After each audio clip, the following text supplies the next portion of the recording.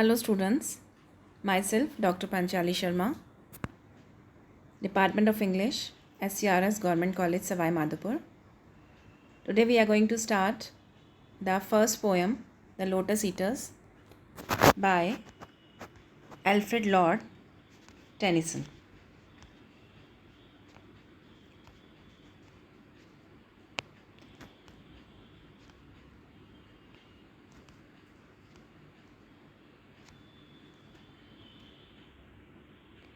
The poem entitled The Lotus Eaters is Tennyson's one of the most popular poems.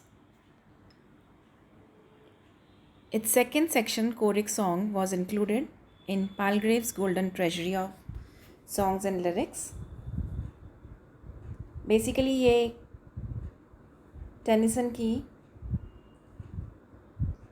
First poem है और golden treasury में की fifth book में इसे include किया गया है. The poem was first published in 1832 and the story has been taken from Homer's Odyssey, book 9th,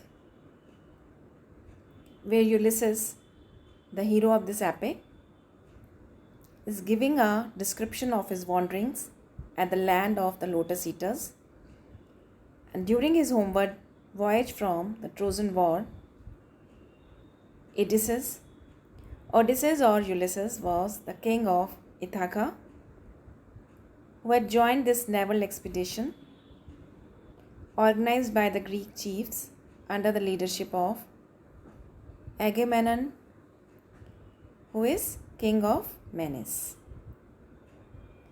तो ये जो स्टोरी है, यूलिसेस की स्टोरी है, वो बता रहा है कि जब वो ट्रोजन वॉर के लिए गया था और किंग ऑफ मैसेन ने उसे अपना चीफ बना के इस वॉर के लिए भेजा था, to punish Troy for the act of Paris.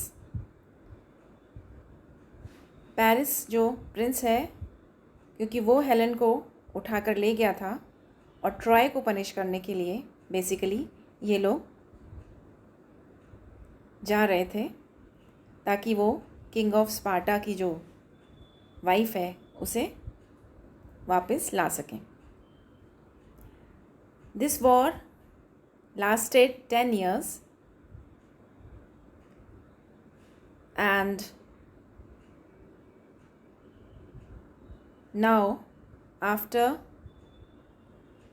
10 years of war they are returning to their homelands, and while they are on this journey they come across the island of Lotus Eaters. Now, this lotus is an African plant known as the Caesarean lotus, low thorny shrub, still prized at Tunis and Tripoli under the name of Jojobe. Herodotus, the father of Greek history, places the lotus eaters on the Libyan coast. अब ये जो lotus eaters का ये जो plant है, ऐसा माना जाता है कि इसमें मैजिकल वर्चूज़ हैं of making man forget there past life, and साथ ही इसमें एक नार्कोटिक इफ़ेक्ट है कि इसको खाते ही आदमी जो है लैंगर, लैसिट्यूड और वर्ल्ड वेयरीनेस वाली फीलिंग्स में आ जाता है. एकदम आप आलस में भर जाते हो, आपको लगता है ये संसार रहने लायक नहीं है, इस संसार में अकेले हम ही हैं जो दिन रात काम कर रहे हैं और बाकी सब लोग नेचर ने ऐसे बनाए हैं कि सबकी एक्टिविटीज़, सारी एक्टिविटीज़ अपने आप होती हैं. जैसे कि वो यहाँ पर कुछ एग्जांपल्स देता है कि डार्क फॉरेस्ट के अंदर जब सुंदर गुलाब के फूल उगते हैं तो उस फूल के खिलना, उसके स्प्रेड होने, उसकी फ्रेगरेंस के साथ और उसको फिर उसके मुरझा जाने कोई नहीं देखता, लेकिन वो एक्टिविटी अपने आप होती है. So after eating this plant, this flower of lotus, this lotus flower, he thinks that surely slumber is more sweet than toil, the shore than labor in the deep mid ocean. शोर पर पहुंचकर इस lotus के flower को खाकर जिस नींद का, जिस स्लम्बर का उनको एहसास हो रहा है, तो उन्हें लगता है कि टॉयल करना जो है उससे ज़्यादा स्वीट क्या है, टू टेक अ नैप और to lie down, to recline down, to sleep. And since they are on the shore, they are no more in the sea, so they are very happy about it. They don't want to be in the deep mid ocean. They don't want to face wind, wave and oar. And he asked his brother mariners just to rest, and he declares, we will not wander more. ठीक है, अपने mariners के साथ में वो कहता है कि अब हम ना तो डीप मिड ओशन में जाएंगे, ना हम वहाँ हमें किसी विंड, वेव और ओर का सामना करना पड़ेगा. अब किसी प्रकार की कोई ओरिंग नहीं करनी पड़ेगी, बिकॉज़ जब वो चला चला के और इतना लंबा चौड़ा समुद्र पार करने में वो बहुत परेशान हो गए. तो मेन आइडिया जो है वो क्या है कि 10 साल की हार्ड और स्टेरनस फाइटिंग के बाद यूलिसेस और उसके कंपेनियंस जो हैं जब अपने होमलैंड की तरफ जा रहे हैं, they come across this island, and उस आइलैंड पर पहुंचकर जब वो बैठते हैं, आराम करते हैं, and they were offered this plant और this flower of lotus to eat. और जैसे ही वो उस लोटस के उस फ्लावर को खाते हैं, तो जो उसका नार्कोटिक इफ़ेक्ट है वो उनको क्या कर देता है, एक आलस में भर देता है. They are full of languor, world weariness की फीलिंग्स उनमें पैदा होने लगती है. एंड जो आसपास की सीनरी है, चारों तरफ क्या महसूस होता है, that it is always afternoon because of the golden flowers. चारों तरफ जो गोल्डन फ्लावर्स हैं उनसे जो लाइट एमिटेट हो रही है, ऐसा लगता है कि हर वक्त वहाँ आफ्टरनून वाली फीलिंग, और जिस तरह से आफ्टरनून में आपको एक नैप लेने का मन करता है, आपको नींद आने लगती है, सिमिलरली यहाँ पर यूलिसेस और उसके जो मैरिनर फ्रेंड्स हैं, after eating that fruit of lotus plant, उनको भी वही होता है. They don't want to go back into the sea, they don't want to reach their homelands. They are in a mood of indolence, sorrow as well as of love.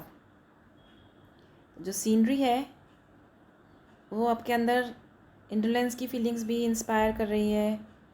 साथ ही साथ आप अपनी जो प्रेजेंट लाइफ है उसको देखकर बहुत sorrowful feel कर रहे हैं, आपको दुख हो रहा है, नींद आ रही है, और साथ ही साथ अपने घर वालों की याद भी आ रही है. बट इस वॉर ने आपको इतना थका दिया है कि जो नेचुरल सराउंडिंग है, जिस प्लेस पर वो रुके हुए हैं, जहाँ वो आराम कर रहे हैं, उन्हें लगता है कि यहीं पर वो सोते रहें, क्योंकि जो सराउंडिंग है वो बहुत ही ब्यूटीफुल है. Here are cool mosses deep through the moss the ivies creep. Ivy के जो पेड़ हैं उसमें से क्रीप करके निकल रहे हैं, चारों तरफ पानी के मॉस जमा हुआ है, और जो स्ट्रीम बह रही है, जो झरना है, उसमें लॉन्ग लीव्ड फ्लावर्स वीप, जो लंबे पत्तियों वाले फूल जो उस झरने के पास इंक्लाइंड पोजीशन में लगे हुए हैं, ऐसा लगता है जैसे कि वो रो रहे हैं, क्योंकि जब पानी निकलता है इन फूलों को छू के तो ऐसा लगता है as if these long leave flowers are weeping. So and from the craggy ledge the poppy hangs in sleep. Even जो पथरीला किनारा है चट्टान का, वहाँ से पॉपी के जो फूल हैं वो भी ऐसे लटके हुए हैं जैसे कि वो नींद में हों. सो टेनिसन ने यहाँ सटल टचेस के द्वारा एक ड्रीमी लैंग्वेड एटमॉस्फेयर क्रिएट किया है. और वो जो ड्रीमी लैंग्वेड एटमॉस्फेयर है वो उनकी लैंग्वेज फीलिंग्स के साथ बहुत अच्छे से हार्मनी क्रिएट कर रहा है. और टेनिसन की जो ये पोएम है, जो एटमॉस्फेयर है वो भी नींद से भरा हुआ, एंड जो फीलिंग्स हैं इतने दिनों से युद्ध करके आने वाले लोगों की, वो साइमल्टेनियसली बिल्कुल मिक्स एंड मैच हो रही हैं. So that's why Tennyson gives dramatic expression to that mood of weary disgust in which doubts will force themselves in the mind of man whether life has any prize to offer worth the toil and trouble of winning.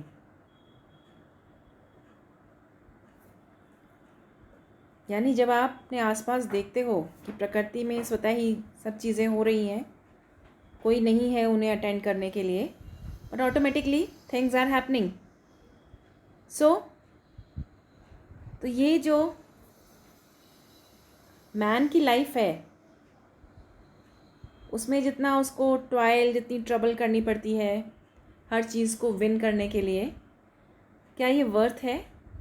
क्या हमें इतनी मेहनत करनी चाहिए? So sitting on the golden sand of the sea shore they dream of their fatherland. अपनी wife, अपने children के बारे में सोच रहे हैं. And they are overcome by the dreamy language atmosphere of the place combined with the effect of eating the lotus plant. अब किसी तरह की कोई ट्रबल लेने की उनका मन में इच्छा नहीं है.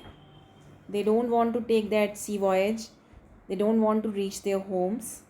उसी मॉर्बिड मूड में वो इमेजिन कर रहे हैं कि उनकी वाइफ्स और चिल्ड्रन जो हैं उन्होंने ये मान लिया होगा कि उनके फादर, ब्रदर, जो लोग भी वॉर के लिए गए थे, they are dead by now.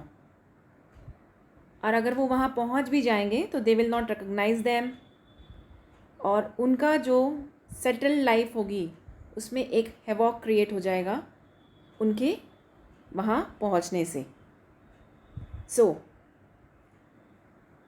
उनको ये भी फील हो रहा है कि उनका जो जितना भी उनकी संपत्ति थी, उनके चीज़ों को फोर्सिबली आसपास के शासकों ने, नेबरिंग जो प्रिंसेस उन्होंने यूज़र्व कर लिया होगा. They come to the conclusion that man, the lord of the creation, should not toil and waste his life in ceaseless fever and fret of the world. Fever and freight का मतलब है जो हम दिन रात परेशान होते रहते हैं, चीज़ों को अचीव करने के लिए मेहनत करते हैं.